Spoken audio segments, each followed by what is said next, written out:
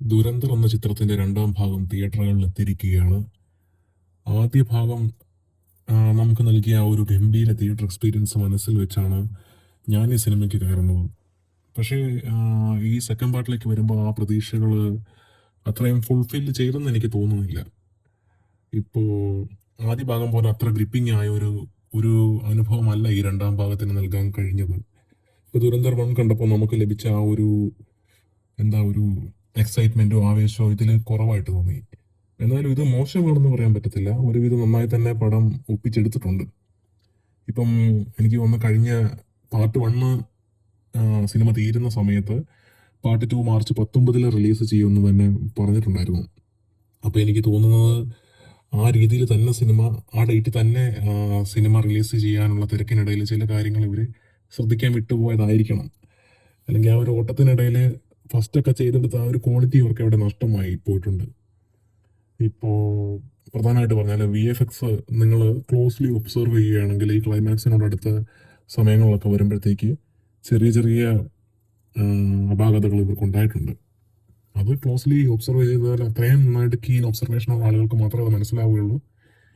പിന്നെ സിനിമയുടെ പ്ലോട്ട് തുടക്കം വളരെ കിടിലമായിരുന്നു. അതായത് ഹംസയുടെ ഭൂതകാലം, മുമ്പുള്ള ജീവിതം, ജസ്കീരത് സിംഗ് എങ്ങനെ ഹംസയായി മാറി, പിന്നെ ലയാരി എന്ന് പറഞ്ഞ കറാച്ചിയിലെ സ്ഥലത്തെ ഏറ്റവും മെയിനായിട്ടും ഒരാളായി മാറാനുള്ള പുള്ളിയുടെ മോട്ടിവേഷനൊക്കെ ഫസ്റ്റ് ഹാഫിൽ കാണിക്കുന്നുണ്ട്. പക്ഷേ സെക്കൻഡ് ഹാഫിലേക്ക് പോകുമ്പോൾ ആണ് ഈ സിനിമയുടെ റിവെഞ്ചിന്റെ പാർട്ട് തുടങ്ങുന്നത്. അതായത് രാജ്യത്തിന് വേണ്ടി ഏതറ്റം വരെയും പോകുന്ന ഒരു സ്പൈയുടെ ജീവിതവും പിന്നെ അതിലുണ്ടാകുന്ന വെല്ലുവിളികളും ഒക്കെ ഇതിൽ കൃത്യമായിട്ട് കാണിക്കുന്നത് ഈ സെക്കൻഡ് ഹാഫിലാണ്. പിന്നെ റഹ്മാൻ ഡക്കറ്റിനെ പോലെ ഫസ്റ്റ് ഹാഫിൽ ഉണ്ടായിരുന്ന ഒരു കിടിലൻ ക്യാരക്ടർ ഈ സിനിമയിൽ ഉണ്ടായിട്ടില്ല. നിങ്ങൾ നോക്കുകയാണെങ്കിൽ റഹ്മാൻ ഡക്കറ്റും പുള്ളിയുടെ കൂടെ നടക്കുന്ന പരിവാരങ്ങളും അവരൊന്നൊരു ഇമ്പാക്റ്റ് ഇല്ല. അത് ഈ പാട്ടിലുണ്ടായിട്ടില്ല. ഇതിലെ വില്ലൻ എന്ന് പറയുമ്പോൾ ഒരു സാധാരണ ബോളിവുഡ് സിനിമയിലെ ഒരു വില്ലനായിട്ടേ കാണാൻ പറ്റുകയുള്ളൂ.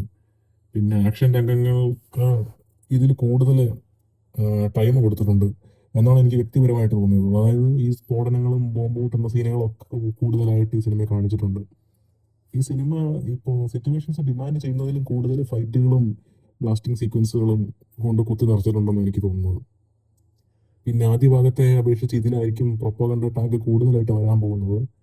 ഇപ്പൊ ചിലയിടങ്ങളിൽ നമുക്ക് ഈ ഒരു വൈറ്റ് വാഷ് ചെയ്യുവാണോ എന്ന് വരെ തോന്നിപ്പോകും. പക്ഷേ ഇവർ കുറച്ചുകൂടെ നന്നായിട്ട് മേക്ക് ചെയ്തിരുന്നെങ്കിൽ ആളുകൾക്ക് സംശയം തോന്നാത്ത രീതിയിൽ ഇത് കൂടുതൽ കൺവിൻസിങ് ആയിട്ട് അവതരിപ്പിക്കാമായിരുന്നു. പിന്നെ ഏകദേശം 4 മണിക്കൂറുണ്ട് സിനിമ. പക്ഷേ ഇതിന്റെ ഈ സ്ക്രിപ്റ്റ് അത്രയും ഫാസ്റ്റ് പേസ്ഡാണ്. അപ്പോൾ നമുക്ക് അത്രയും ലാഗ് അടിക്കത്തില്ല. അതായത് ലാഗ് എന്ന് പറഞ്ഞ സംഭവമേ ഉണ്ടായിട്ടില്ല. എനിക്ക് സമയം പോലും ഞാൻ അറിഞ്ഞില്ല. പിന്നെ ഫസ്റ്റ് പാട്ടിലുണ്ടായിരുന്ന പോലത്തെ സോങ്സും BGMകളും ഇതിനകത്തില്ല. ഇത് വളരെ ഡിസപ്പോയിന്റിങ് ആയിരുന്നു. ഇപ്പം പാട്ടുകളും BGM ഒക്കെ ശരാശരിയിലും താഴെ ആയിപ്പോയി ഈ സിനിമയുടെ. പിന്നെ ആ ഇൻട്രോ സോങ് ഒക്കെ ഇല്ല ഫസ്റ്റ് ഹാഫില്, അതൊന്നും ഇതിൽ കിട്ടിയില്ല. ഇതിൽ ഒരു ഇൻട്രോ സോങ് ഉണ്ട്, പക്ഷെ അതൊന്നും വലിയ സുഖമില്ലായിരുന്നു.